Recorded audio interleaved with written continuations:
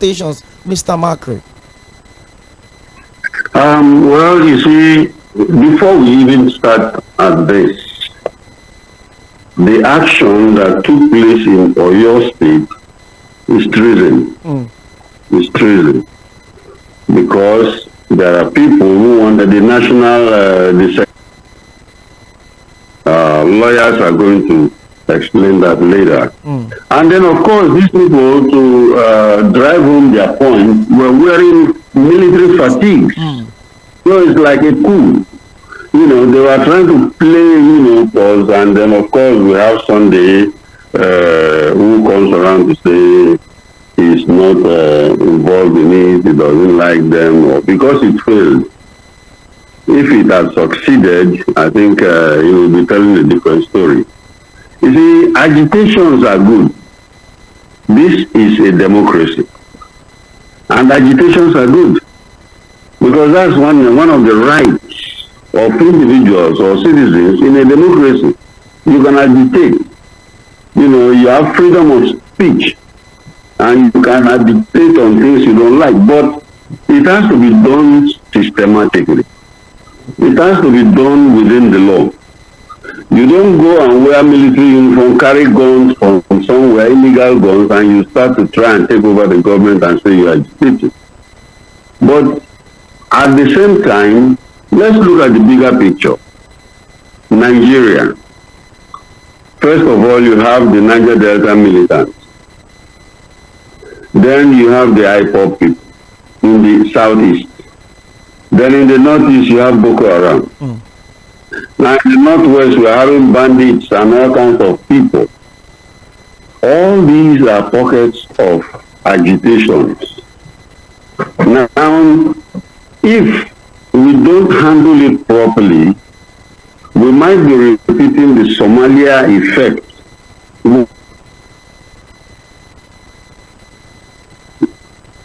And then, of course, the central government will be weakened, and the warlords will now be taking taxes from the communities where they control. It's already happening in the north, in some places.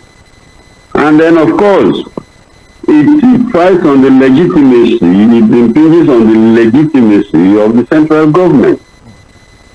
So how do you do that? How do you allow this to happen? Because we are not handling it properly. We have to handle this thing so much that, in 14 agreement of amalgamation, and later the independence, and decide whether they want to still be in this union, and talk about it. There is no way you can force people to say that, hey, you must be with us. So everybody must sit down and we talk about it and say that, oh, Nigeria, that's for sure, because the stronger we are is when we are together. But if there are pockets of agitations, then the government should address that. Find out why they are agitating to go. We've been to now, and those issues that are going to be raised to be addressed. Okay, now you've talked about you should stop paying ransom. You just talked about this. It does not align with what our democracy expresses. But again, you look at the Niger Delta militants in the south. You look at the Boko Haram in the north. You look at the Niger, the north central, the bandits, the southeast. We have IPOB. It looks like every region of the country is raising agitations, and most times is either you're advocating for zero interest in foreign education, according to what Boko Haram started with. The southeast are talking about marginalization. The southwest said they want to have a friend because they are not getting what they expect from democratically elected leaders. Do you subscribe to that school of thought? Yes, definitely, because that's what it is. If everything was okay, then there will be no agitations. Don't you think so? There will be no agitation. But if there is agitation, even in your house, you have your children agitating for one thing or the other, your wife is agitating for something, then there's something wrong.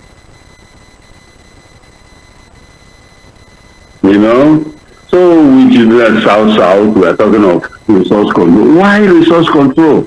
You had this oil, everybody has been enjoying it in the whole country. We use the oil to build a brand new city, and the oil has been sustaining the whole country. But go down to that area and look at it. You find out that, they can't even have drinking water. So people will agitate. If this money is going out and nothing is happening, then of course, let us be in control of our resources and then of course take care of ourselves. You go down to the north, you go to northeast, they find out that a lot of children are out of school. The poverty level is so high. They have the Alamajiri system, and then of course they feel that, well, even this Western education, which our politicians expected us, give our crops, want to live, being part of this, and being lauded. They are more important, they are first-class citizens, and we are second-class citizens. And when you have all these agitations going on, governments have to address it, because that is the basic problem of security agents. The security agents are caught in between. Security agents want to do a patriotic job. A country where there's patriotism, everybody loves the country, and then of course they are dealing with national security and everything. But these agitations are drawing everybody back, whereby you feel that, are these people really Nigerians? Because a lot of Nigerians think that either they are Yorubas before they are Nigerians, or they are Nupes before they are Nigerians, or they are Muslims before they are Nigerians, or they are Fulanis before they are Nigerians, or they are Ijaws before they are Nigerians. So you find out that it's not there. And then when you have people in government, instead of addressing this patriotic zeal, they are busy either sharing money or buying themselves big cars, and which they can use. Senator came out to say that they are buying the big cars so that they can use it on the bad roads. Now, what makes the road bad? Why can't you repair those roads? And of course, you carry mopos and cover yourselves. One senator will be having about 6 mopos following him around. Now,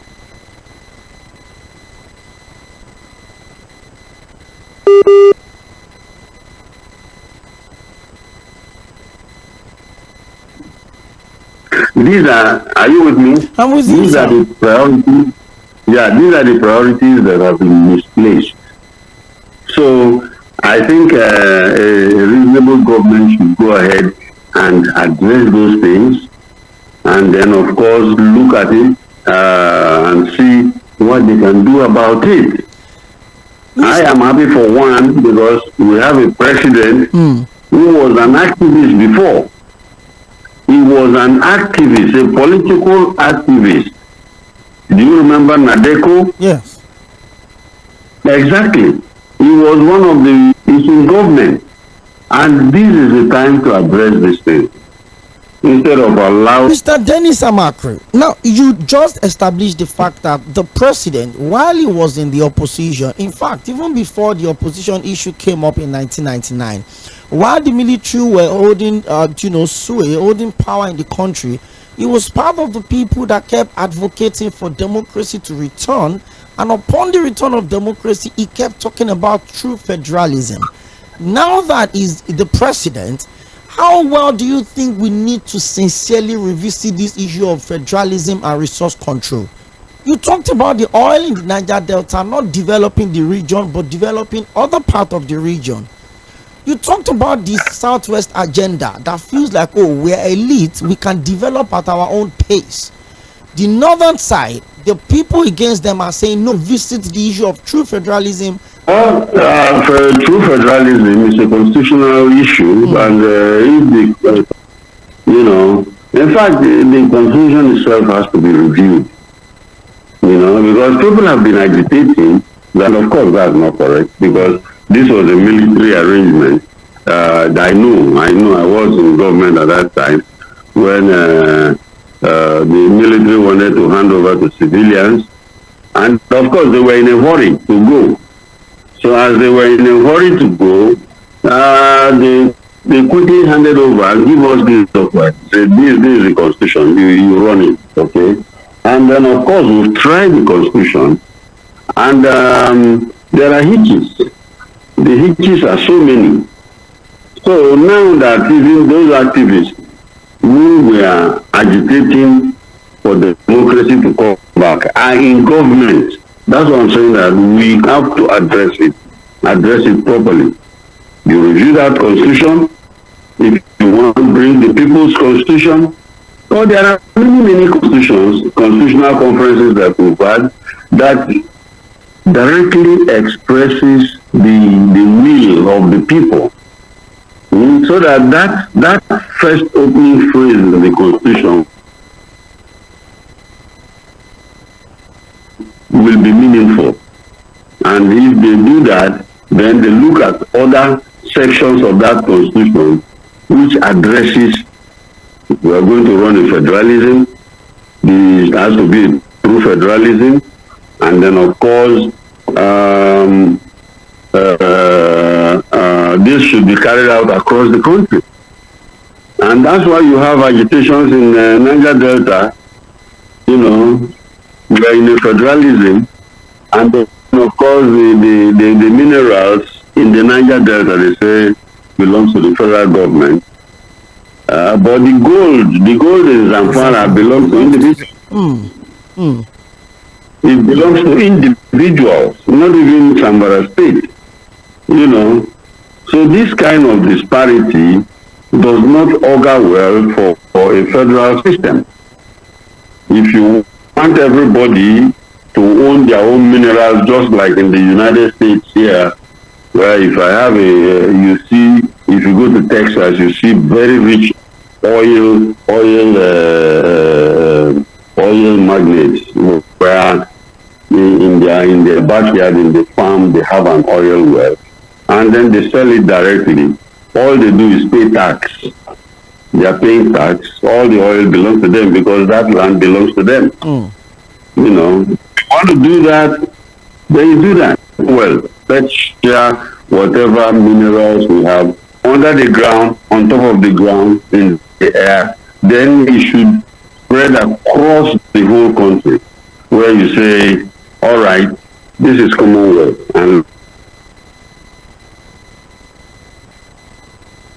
But I still believe that this government is just how many months old now? Maybe they are going to be here next month.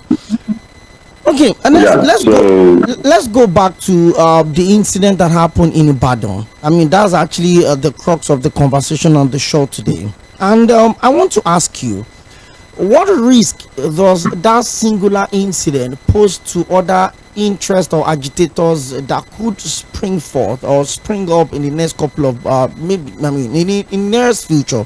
Don't let me put time on that. It's almost becoming a case of use what you have to get what you want in terms of asking questions and agitating. We talked about the south, we talked about the northwest, we talked about the southeast, and now the southwest. How much more do we need to do to prevent a reoccurrence of these unfortunate situations? This was not successful, just like you said. Perhaps others, if well put together, could pose a bigger threat. How can we prevent this from reoccurring? If the government wants to prevent the reoccurrence of this, right now, they will go through interrogation, and all those who are involved, you know, should be brought to book. And, you know, getting army uniform, camouflages, and carrying guns to go and take over government house, there is no bigger treason than that one. It's like a coup. So, the government have to deal with it drastically.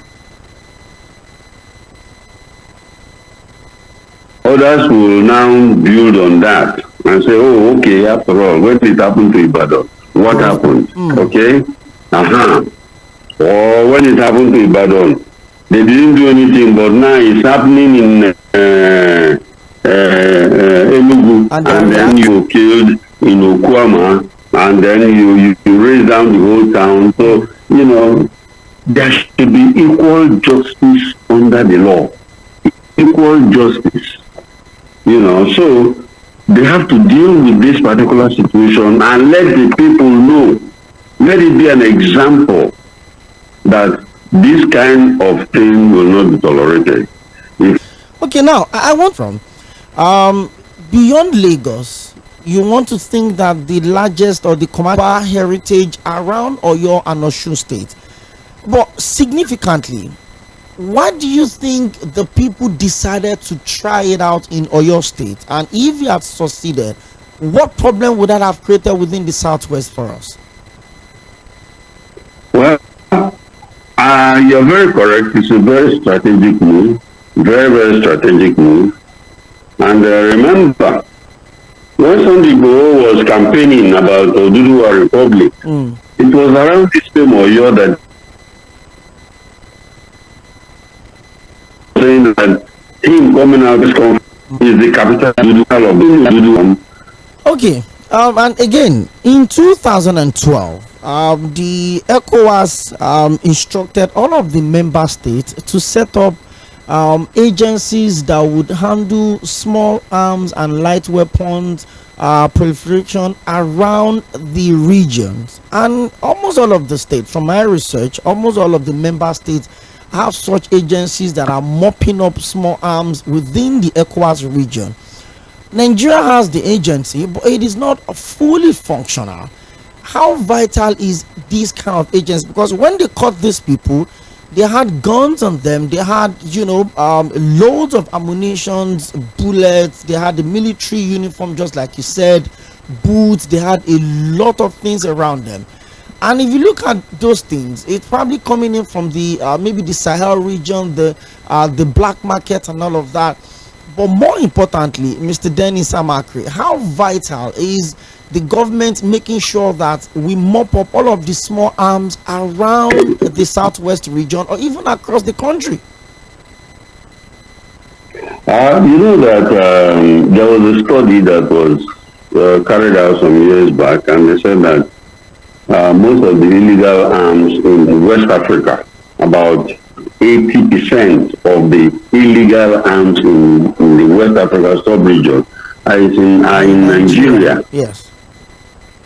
In Nigeria. And of course, all these arms came in from different areas.